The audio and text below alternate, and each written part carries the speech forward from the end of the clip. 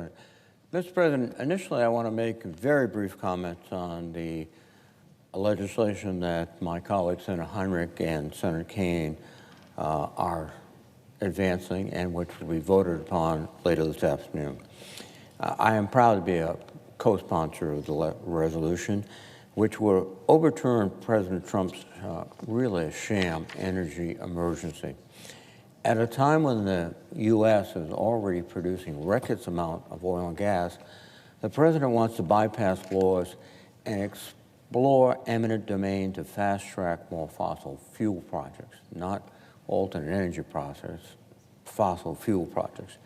And really not to lower prices or to create jobs, but to benefit his big oil donors, who President Trump reportedly asked to donate $1 billion to his campaign. It sounds awfully like quid pro quo, which in the past was frowned upon by presidents. The truth is, the president's executive orders on energy, including his unlawful pause on investments from the Inflation Reduction Act, threaten to raise prices, kill good-paying American jobs, and cede economic opportunities to China. This is true in my home state of Rhode Island, where offshore wind companies work hand-in-hand with the local communities, labor leaders, local officials to invest in good-paying jobs for Rhode Island. And the president's actions threaten that progress. So I look forward to voting in favor of this resolution when it comes up later today. But Mr. President, my key topic this morning is to speak about the tremendous value that NOAA, the National Oceanic and Atmospheric Administration, provides to the American people.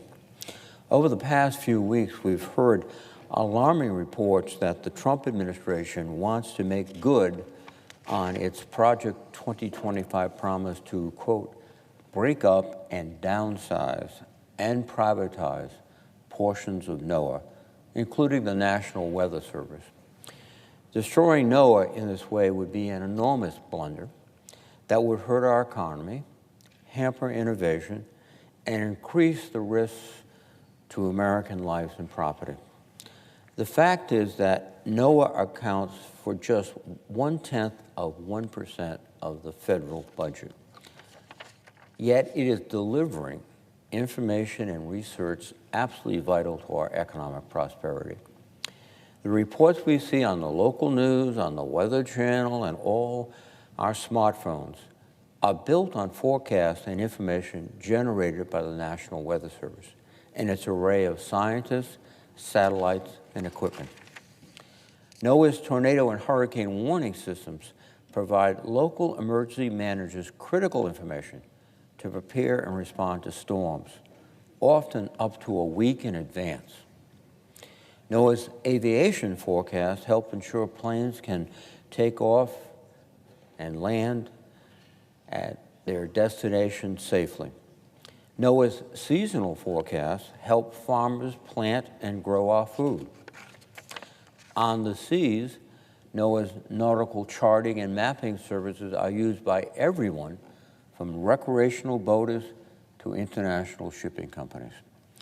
Its exploration of uncharted portions of the ocean floor give us insights into parts of our planet that are still as mysteriously, maybe more mysterious than outer space. NOAA works to protect our fishing industry and bring American seafood to kitchen tables around the world, supporting 1.7 million fishing jobs, $250 billion in seafood industry sales, and $117 billion in value-added impacts. And the list goes on and on and on. A study by the American Meteorological Society found that every dollar invested in the National Weather Service produces $73 in value to the American people. And NOAA isn't a creature of Washington, D.C. It's in Norman, Oklahoma, where NOAA's Storm Prediction Center tracks severe weather and tornado warnings. It's in Florida, where NOAA's National Hurricane Center monitors incoming storms to save lives and mitigate property loss. It's in Alaska, where scientists at NOAA's Fisheries Science Center work to maintain healthy fish populations to support local fishermen. And it's in my home state of Rhode Island, the ocean state, where NOAA is building Atlantic Marine Operations Center, which will centralize its operations and take advantage of the expertise found in Rhode Island and our nearby states. We have an incredible concentration of oceanographic and marine scientists. We have the Naval Underwater Center in Newport. They are the leaders in research for undersea vessels, issues that are critical to our national security. The University of Rhode Island, just across the bay, has a nationally recognized school of oceanography, and they've just voted millions of dollars rather, to upgrade and improve that. They will receive a new research vessel shortly. We have partnerships with Woods Hole, just in Massachusetts, just probably 45 minutes away. This is where the scientific center on oceanography is gradually emerging. And so NOAA's arrival just will be beneficial, but it won't be a result simply of their efforts. It'll be the combination of what we've already put in place. NOAA is, I said,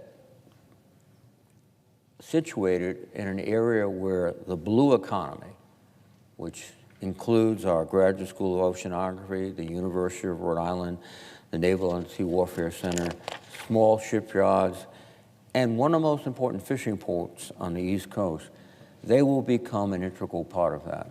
So they will be sustained and supported at the same time they sustain and support our current efforts. And as we face new and ever-growing challenges, including those driven by climate change and extreme weather, NOAA's work is more vital than ever. The President and Mr. Musk's reckless threats to NOAA's workforce, its budget, and its scientific research will make us less prepared, cost more money, and indeed lives. Craig McLean, who served as NOAA's top scientist during the first Trump administration, said of the threats posed by the President and Elon Musk, quote, "It's dire. The way that this is being handled is with ignorance and a sledgehammer rather than the appropriate discretion that's necessary." Protecting NOAA and its workforce is an investment in our future, an investment in our ability to predict and prepare for natural disasters and in the resilience of our planet. And I urge the President and my colleagues to protect NOAA and ensure it can continue to carry out its mission and continue to provide valuable service to the American people. With that, Mr. President, I thank you, and I will yield the floor.